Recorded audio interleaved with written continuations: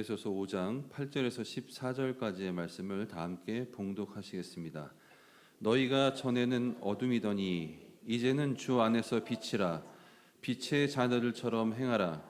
빛의 열매는 모든 착함과 의로움과 진실함에 있느니라. 주를 기쁘시게 할 것이 무엇인가 시험하여 보라. 너희는 열매 없는 어둠의 일에 참여하지 말고 도리어 책망하라.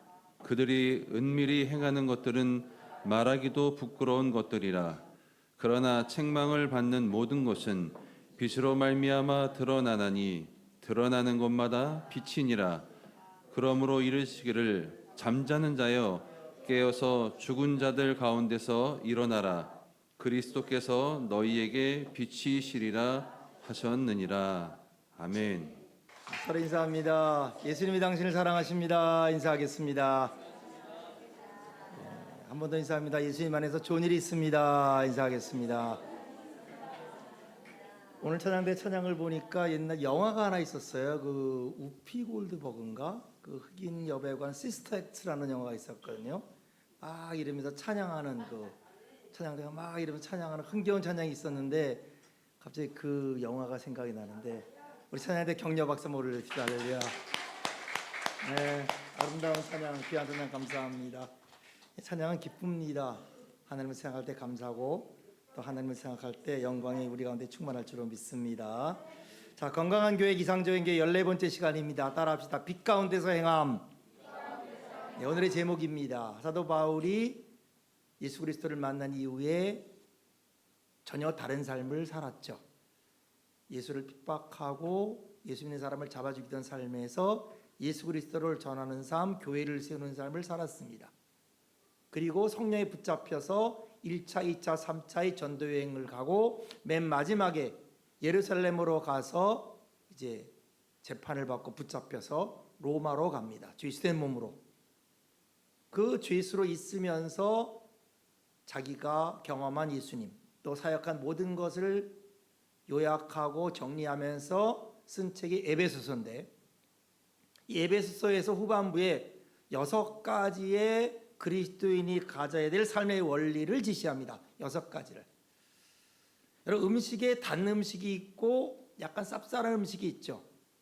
단 음식은 우리가 먹기 좋고 자꾸 먹고 싶고, 그런데 정작 몸에 좋은 음식은 단 음식보다는 오히려 쌉쌀하고 쓴 음식이 우리 몸에 좋을 수 있죠. 하나님 말씀은 마찬가지예요. 아주 단 말씀이 있어요. 말씀을 받을 때 너무 달고 멋있고 아름답고 기분이 좋고, 그래서 자꾸 그 말씀을 보고 싶고. 그런데 약간 쌉쌀한 말씀도 있어요. 조금 쓴맛을 내는 말씀도 있습니다. 그런데 성경은 뭐라 그러냐면 입에는 쓰나 속에는 달도다 그랬어요. 6가지의 그리스도의 삶의 원리 중에 4번째인데 오늘 뭐냐면 빛 가운데서 살아라. 빛 가운데서. 이 빛이라는 것, 이 성경에서 이 빛은 굉장히 중요하죠. 왜냐하면 빛은 그냥 태양빛, 전기빛과 그런 빛도 있지만은 성경의 빛은 하나님 자체가 빛이고 예수 그리스도가 빛이시고 그 생명이 빛이에요. 생명이.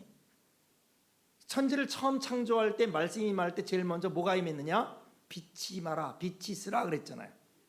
창세기 1장 2절에 보니까 땅이 혼돈하고 공허하며 흑암이 깊음 위에 있고 하나님의 영이 수면 위에 운행했다 그랬습니다. 천지 창조 이전에 처음 지구를 하나님 만드셨을 때 이 지구는 물이 가득했고 온 곳에 이게 액체 형태인지 기체 형태인지 모르지만 그러니까 수면에 운행했다 그랬으니까 물이 가득했고, 그리고 혼돈과 공허와 흑암이 있었어요. 아무것도 없는. 혼돈은 without forming, 형태가 없다 그런 말이에요.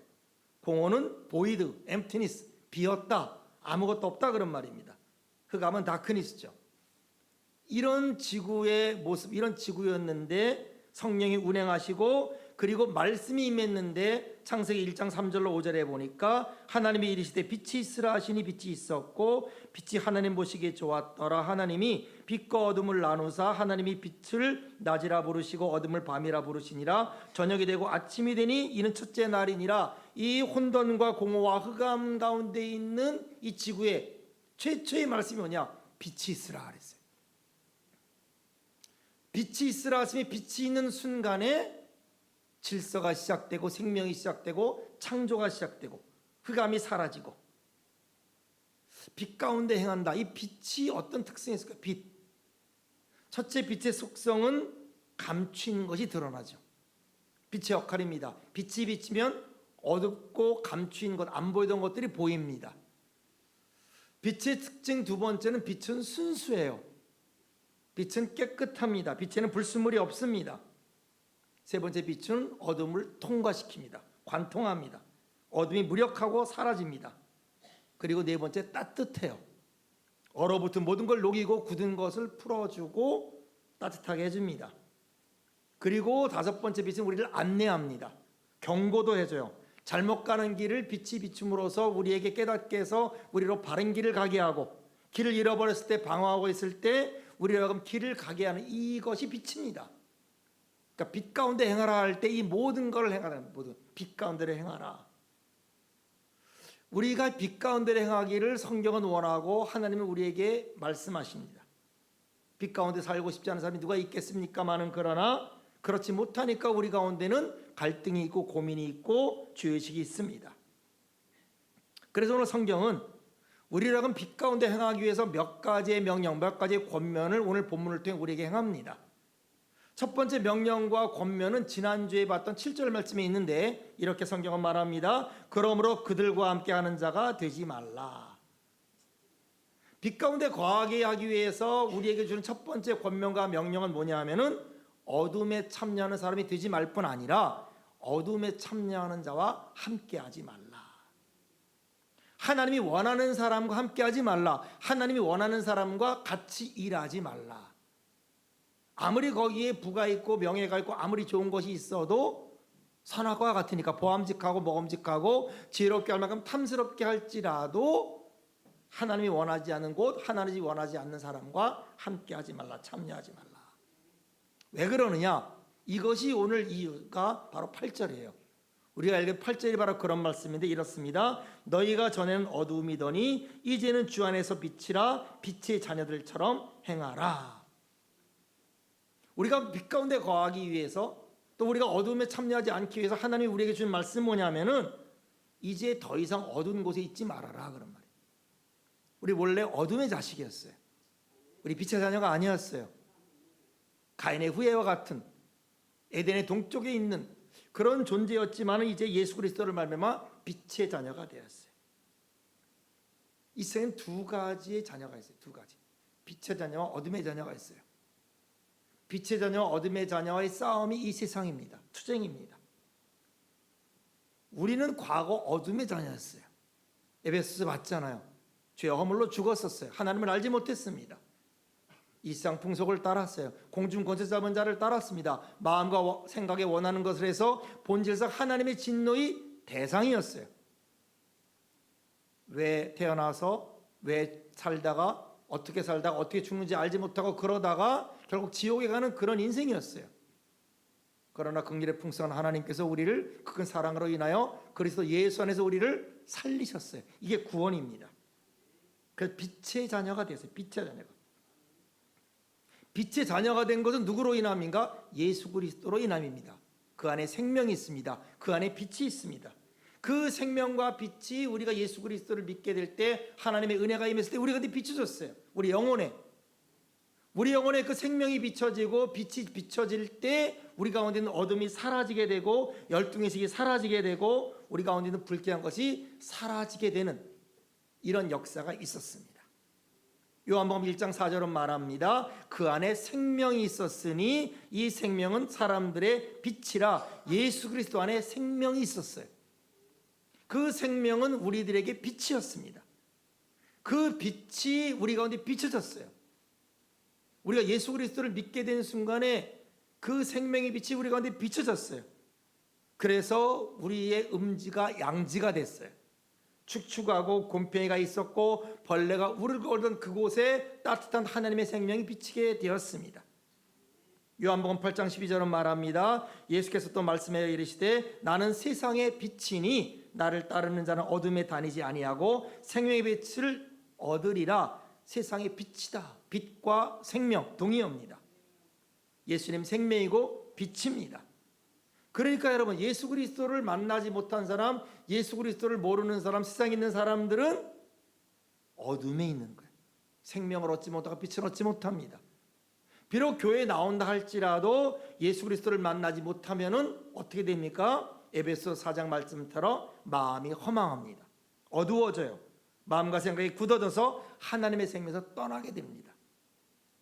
그럴 때 로마서 1장은 이렇게 말합니다. 하나님을 알되 하나님을 영화롭게도 하지 아니하고 감사하지도 아니하고 오히려 그 생망이 허망하여져서 23절에 보니까 1장 23절에 로마서 썩어지지 아니하는 하나님의 영광을 썩어질 사람과 새와 짐승과 기어다니는 동물 모양의 우성으로 바꿔버리게 됐다.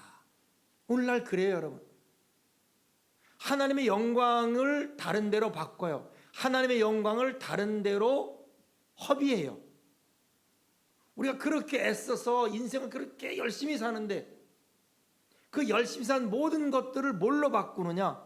썩어질 우상과 썩어질 버러지와 썩어질 모든 것으로 벗어버려요. 이 애완동물이 여러분 굉장히 좋은 것 같지만 자칫 잘못하면 인간을 하나님께로 가지 못하고 다른 게로 가게 돼요. 한국에 지금 애완견이 굉장히 많아졌는데 제가 미국에 있을 때 미국에 사는 것도 미국에 사는 분들 보면 통계가 있어요. 미국에서 애완견 1년에 드는 예산을 가지고 있으면요, 전 세계가 굶어 죽지 않는데요. 아프리카에 굶어 죽는 사람이 몇억이 있는데 그 사람이 미국에서 애완견에 들어가는 그 전체 돈 그 하나만 가지고도 전 세계가 굶어지지 않을 정도라 그런 말입니다. 이 아이러니가 있어요. 이 역설이 있습니다. 하나님의 생명이 자꾸 떨어지면 사람들이 뭐를 의지하게 되느냐? 다른 것을 의지하게 돼요. 하나님을 의지하게 되고 하나님의 형상과 모양으로 창조된 인간이 하나님이 아닌 다른 것을 의지함으로 평안을 얻고 위로를 얻고 생명을 얻으려고 하는데 성경은 그렇지 않다. 오히려 마음이 더 허망해질 뿐이다. 마음이 더 하나님과 방황하게 되고 멀어지게 된다. 그럼 어떤 일이 벌어지느냐? 빛을 싫어하게 돼요. 아무리 좋은 음식을 먹고 아무리 좋은 옷을 입고 산다 할지라도 영혼은 권태로워지고 허무해지고 방황하게 됩니다. 이것이 예수 그리스도를 만나지 못한 사람들의 영적인 방황이에요.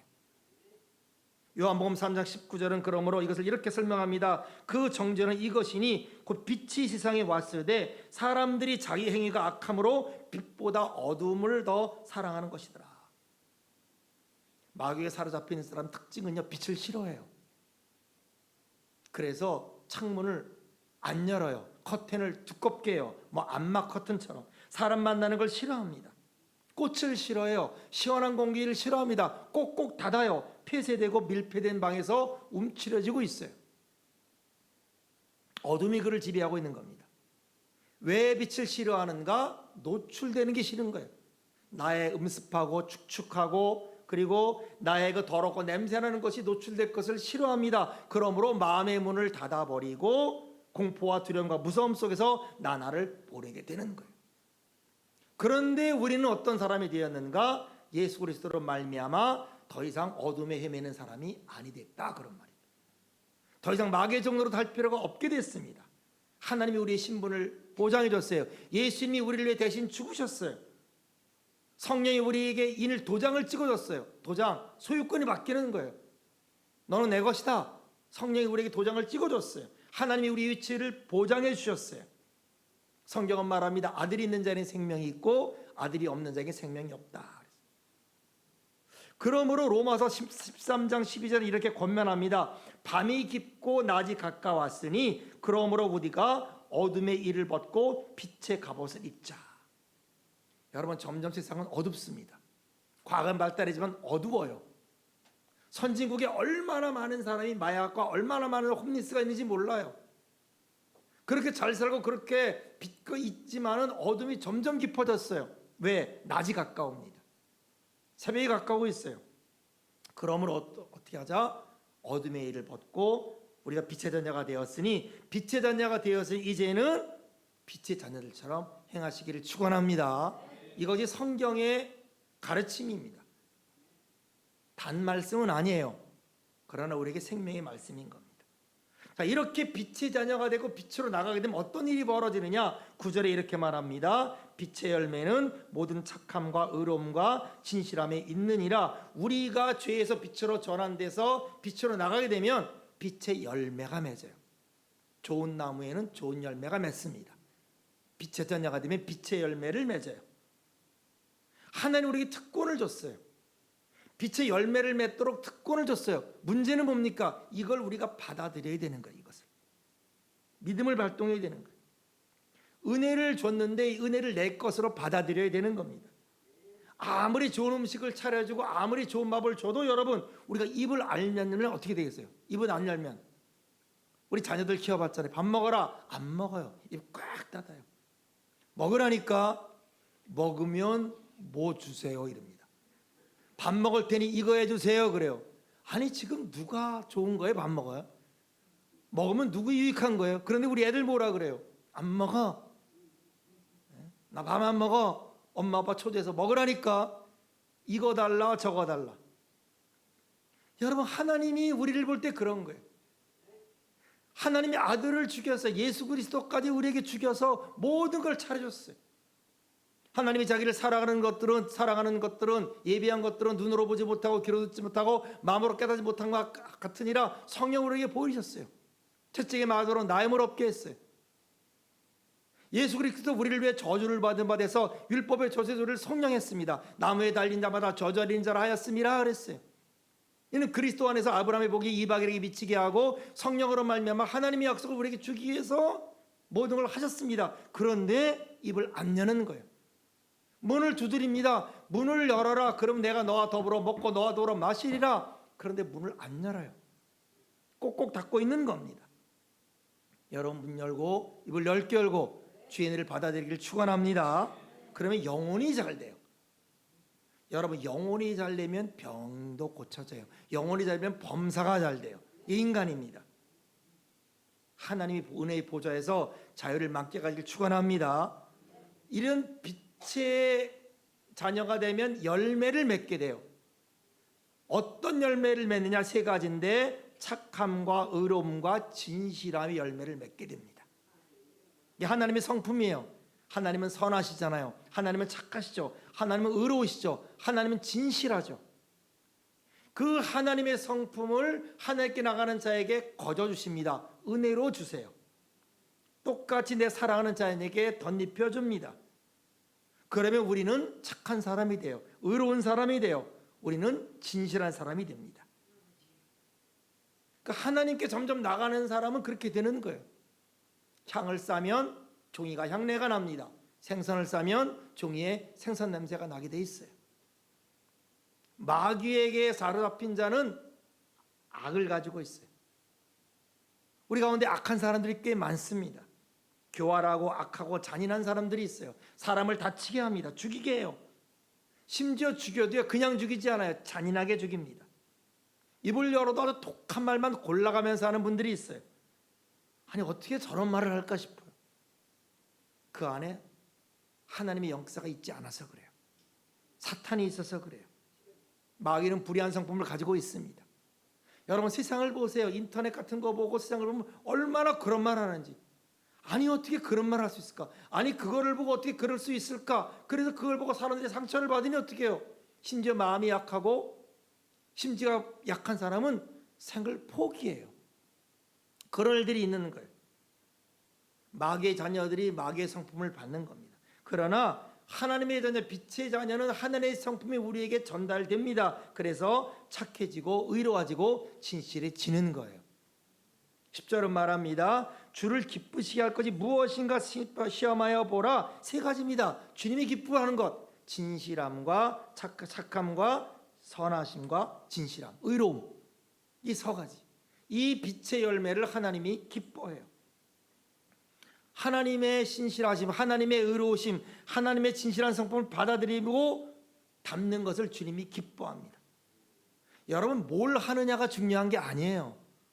뭘 하려고 하는 것보다는 무엇이 되느냐가 중요해요. 무엇이 되느냐. doing보다 becoming이 중요한 거예요. being, 존재가 중요한 거예요. 교회가 크면 좋겠죠. 뭐 좀 작으면 어떻겠어요. 우리가 주의를 많이 하면 좋겠죠. 그러나 좀 적게 할 수 있습니다.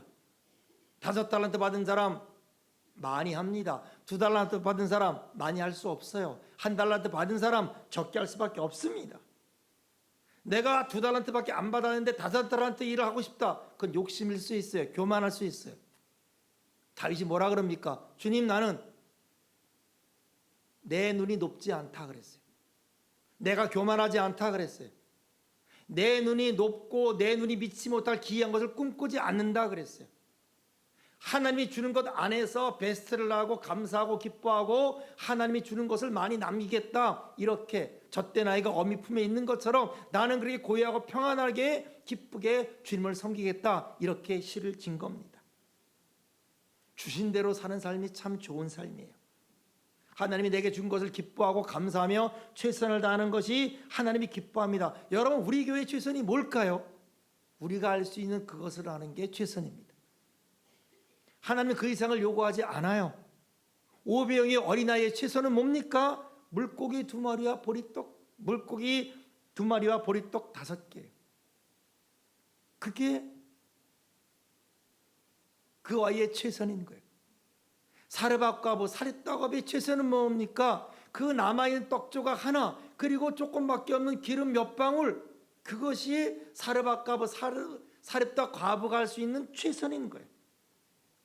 하나님, 우리가 없는 걸 원하는 게 아닙니다. 우리 형편에서 내가 있는 것에서 내가 최선을 다하고 감사하는 것을 하나님이 원하는 거예요. 하나님 능력을 따지는 분이 아닙니다. 세상은 그렇지 않죠. 회사를 가거나 어떤 시험을 보거나 인터뷰를 하거나 능력을 봐요. 스펙을 봅니다. 그래서 몇 점 이상은 합격하고 몇 점 이하는 불합격하죠. 그러나 하나님은 그렇지 않아요. 교회는 그렇지 않아요. 몇 점 이상은 교회에 들어올 수 있고 몇 점 이하는 교회에 떨어지고 안 올 수 있고, 교회는 그런 곳이 아닙니다. 그러면 얼마나 불행하겠어요. 교회는 누구나 올 수 있습니다. 그런데 그렇지만 요구하는 게 있어요. 하나님은 능력이 많은 자를 요구하는 것도 아니고 지혜가 많은 자를 요구하는 것도 아니고 점수가 많은 자를 요구하는 게 아닙니다. 그래서 누구든지 올 수 있지만 요구하는 게 있어요. 하나님이 기뻐하는 게 있어요. 그게 뭡니까? 선함과 의로움과 진실함이에요. 시편 15편 기억하십니까? 누가 하나님께 나갈 수 있을까? 누가 하나님 전에 나갈 수 있을까? 그들이 성소 나갈 때 그렇게 노래를 했어요. 여호와여, 누가 주의 전에 나갈 수 있으리까? 어떤 사람 나갈 수 있겠습니까? 그럴 때 제사장들이 대답했어요. 정직하고 선을 행하고 공의롭고. 미가서도 말했습니다. 사람들아, 하나님이 원하는 게 뭐냐? 하나님이 너에게 원하는 것이 무엇이 너에게 보이지 않았느냐? 공의를 행하고 선하고 겸손하게 내 하나님과 동행하는 것이 아니냐? 미가서에 우리에게 말씀하고 있는 거죠. 마태복음 5장 16절은 말합니다. 이같이 너희 빛이 사람 앞에 비치게 하여 그들로 너희 착한 행실을 보고 하늘에 계신 너희 아버지께 영광을 돌리게 하라. 마태복음 5장 14절 15절은 이렇게 말합니다. 너희는 세상의 빛이라. 산 위에 있는 동네가 숨기지 못할 것이요 사람의 등불을 켜서 말 아래 두지 아니하고 등경 위에 두나니 이러므로 집안 모든 사람에게 비치느니라. 우리는 빛이다. 착하고 의롭고 진실하고. 이거를 탐임이라 그래요. 온전하다. 퍼펙이 아니에요. 블레임리스예요. 이 탐임, 이 하나님이 온전하라 이 말을 2사람에게 줬어요. 노아에게 줬어요. 노아. 너는 내 앞에서 행하여 너 하나님께 너는 완전한 자다. 당세 의인이고 완전한 자라. 이 노아에게. 그리고 아브라함에게 줬어요. 아브라함에게. 너는 내 앞에서 행하여 온전하라. 노아 홍수에서 살아남은 노아가 어떤 사람이었는가? 그는 하나님께 은혜를 입은 자고 당대 온전한 자다. 퍼펙트한 사람이 아닙니다. 착하고 의롭고 진실했다. 그런 말이에요. 빛의 사람이었어요. 빛의 열매를 맺었어요. 그래서 하나님 보시기에 온전했다. 다 이 세대 앞에서 너의 의로움, 너의 정직함이 나타난 사람이다. 이렇게 말했어요. 아브라함이다. 하나님 원한 게 뭡니까? 너는 내 앞에서 행하여 온전하라 그랬어요. 데살로니가 5장 5절은 이렇게 말합니다. 너희는 다 빛의 아들이요 낮의 아들이라. 우리가 밤이나 어둠에 속하지 아니하나니 그러므로 우리는 달인들과 같이 자지 말고 오직 깨어 정신을 차릴지라라고 말하고 있습니다. 오늘 11절에 그러므로 또 하나의 명령이 주어집니다. 너희는 열매 없는 어둠의 일에 참여하지 말고 도리어 책망하라. 그들이 은밀히 행하는 것들은 말하기도 부끄러운 것이다. 세상이 어둡습니다. 세상이 악해요. 우리가 비록 착하고 선하고 우리가 진실함을 추구한다 할지라도 우리가 본의 아니게 악하고 본의 아니게 어두운 일에 참여할 수 있습니다. 그럴 때가 있습니다. 우리 직장이 어려워요. 내가 직장에 속하고 있는 한 내가 착하고 내가 의롭다 할지라도 그 악한 속에서 움직일 수밖에 없습니다. 사회가 악합니다. 그런 분위기 속에서 내가 살 수밖에 없습니다. 내가 하고 싶지는 않지만 그러나 할 수 없이 행하는 경우가 있습니다. 양심의 가책을 느끼죠. 고통을 느끼죠. 그러나 그때 우리는 참여하지 말고 자꾸 변해야 되는 거예요. 악한 일에는 두 가지가 있어요. 누가 봐도 나쁜 일이 있어요. 누가 봐도 악한 일이 있어요. 자타가 공인하게 나쁜 일이 있습니다. 이건 절대로 안 하겠죠. 그런데 겉으로 보기엔 좋아요. 겉으로 보기엔 선해 보여요. 겉으로 보기엔 별거 아닌 것 같아요. 그런데 들어가 보면 막상 해보면 막상 일이 지나면은 이게 악한 일이 있어요. 악한 일. 좋은 건 줄 알고 했어요. 선한 마음으로 했습니다. 애국으로 했어요.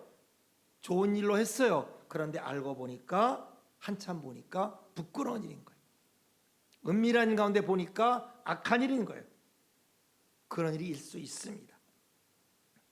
정당에 사는 사람 많지 않아요, 여러분.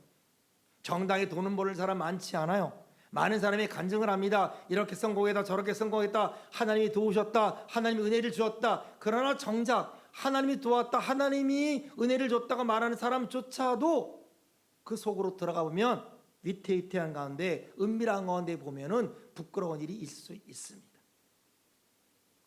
정당하게 정직하게 돈을 버는 게 이 세상에 쉽지 않아요. 세상은 악합니다. 세상은 정당하지 않습니다. 그러나 여기서 우리가 주의할 건 뭐냐? 그렇다 할지라도 우리가 한탄만 해서는 안 된다는 거예요. 세상이 썩고 세상이 잘못됐고 내가 원하지 않아도 내가 이 세상에 있고 내가 사회에 있는 동안엔 그렇게 그 안에 살 수밖에 없지만은 그렇다 하더라도 예수 그리스도 안에서 우리는 정직하고 의롭고 선하게 살아야 될 줄로 믿습니다. 이걸 말하는 거예요. 많은 분들이 의롭지 못하고 정직하지 못하고 그리고 진실하지 못하면서 변명을 하고 남을 비판합니다. 실제로 나는 그렇게 못하면서 열심히 입으로 욕을 해야 되는 분들이 계십니다.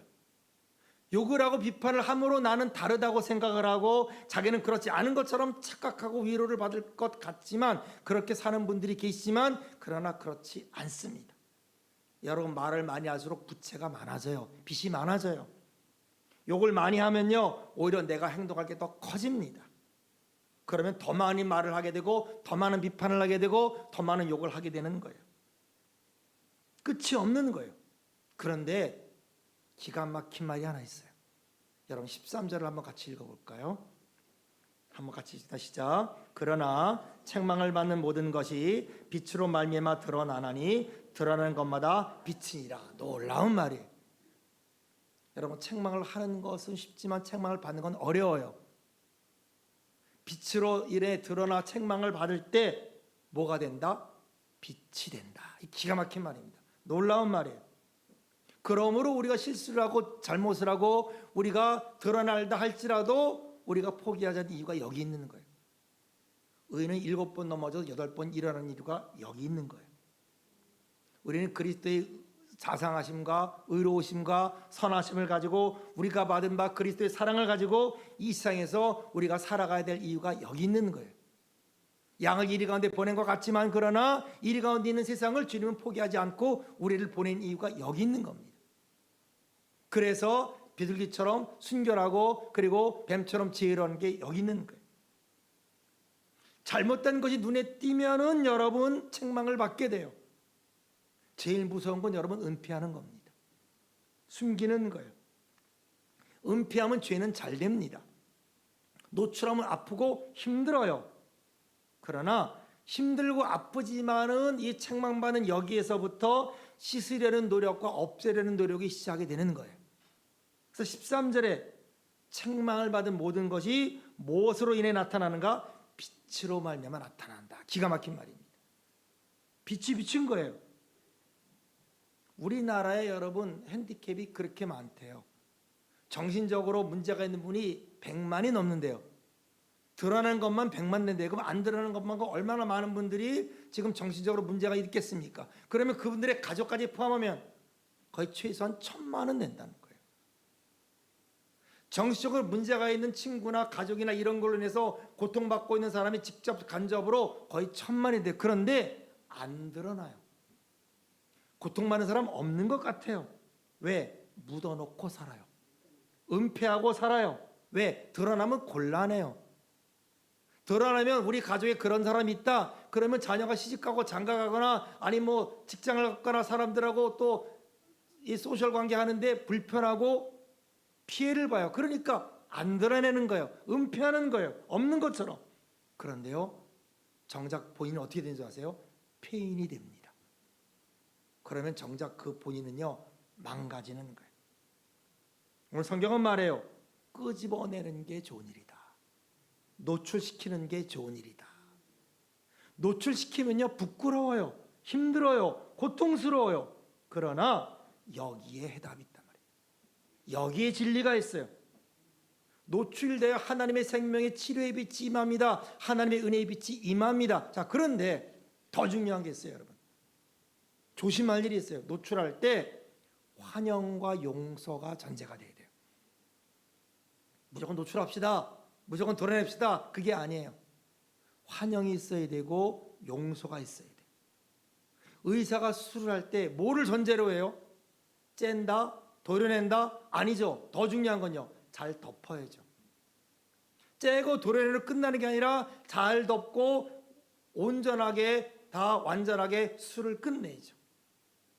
우리가 고발하는 것도 중요하고 드러내는 것도 중요합니다. 그러나 더 중요한 것은 미리 먼저 용서하고 환영하고 싸매주는 이 마음이 중요한 줄로 믿습니다. 그래서 비친 거예요. 골마 터지는 건 수술해야 됩니다. 그러나 왜 못합니까? 죽을 것 같은 거예요. 큰일 날 것 같은 거예요. 왜? 보장이 없어요. 관용의 보장이 없어요. 용서의 보장이 없어요. 환영의 보장이 없습니다. 터놓고 살고 싶은데 터놓으면 나는 죽을 것 같은 거예요. 두려워하는 거예요. 노출을 못합니다. 그러니까 우리가 정죄하지 말고 참여하는 자가 돼야 된다. 이렇게 될 때만이 우리가 빛 가운데 살 수 있고 이 사회가 밝아질 수 있습니다. 먼저 나의 것을 해야 돼요. 내 것을 고쳐야 돼요. 먼저. 자꾸 남의 것을 간섭합니다. 나는 안 하면서 남의 것을 간섭해요. 그러면 뭐래요? 너는 누구냐? 너는 뭐냐? 여러분 모세가 자기가 빛 가운데 나가지 않았으면서 자기가 준비되지 않았으면서 애굽 사람이 자기 동족 쳐 죽이니까 어떻게 해요? 그 애굽 사람을 죽였잖아요. 그랬는데 이스라엘 사람들이 뭐라 그래요? 너는 누구냐? 네가 뭔데 왜 그러느냐? 모세는 도망가는 거예요. 먼저 나를 봐야 돼. 내가 빛 가운데 있는가? 나는 그렇게 드러낼 때 나는 용서와 화합과 그리고 관용이 있는가? 나는 빛에 거하는가? 나는 빛의 사람인가? 내 가정과 내 주변은 먼저 빛에 있는가? 그럴 때 사람들이 말하는 거예요. 저기를 봐라. 저 사람을 봐라. 저기 빛이 있다. 저곳에 빛이 비춘다. 우리 교회에 그렇게 이루어질 때 사람들이 부르는 거예요. 야, 금옥교회 가니까 빛이 있다. 빛이 비춘다. 이럴 때 사람이 감동하게 될 줄로 믿습니다. 마지막 절을 읽습니다. 그러므로 이르시기를 잠자는 자여 깨어서 죽은 자들 가운데서 일어나라. 따라합시다. 일어나라. 예. 그리스도께서 너에게 비추시리라. 예, 이렇게 말씀하셨어요. 그리스도께서 너에게 비추시리라. 원어는 그리스도께서 너에게 빛을 주실 것이다. 이 오늘의 메시지예요. 빛으로 살고 싶으십니까? 빛의 자녀가 되고 싶습니까? 그래서 선하고 의롭고 진실한 열매를 맺고 싶습니까? 예수 그리스도가 빛이에요. 예수 그리스도가 빛을 주시면 되는 거예요. 우리 가운데 빛이 없습니다. 여러분, 주님이 말해요. 잠자는 자 깨어서 죽은 자들 가운데 일어나라. 예수 그리스도를 바라봐라. 예수 그리스도를 따라가라. 예수 그리스도를 영접하라. 그러면 예수께서 빛을 주실 줄로 믿습니다. 예수님 묵상하세요. 그분의 십자가를, 그분의 구원을, 그분의 능력을, 그분의 사랑을, 그분의 열심을, 그분의 부활과 재림을 우리 영혼에 비출 때 그 빛의 힘에 의해서 우리 가운데 어둠은 물러갈 것이고 우리 영혼에 선함과 의로움과 진실함이 이루어지고 착상되고 우리가 깨어나서 우리에게 새로운 은혜가 임할 줄로 믿습니다.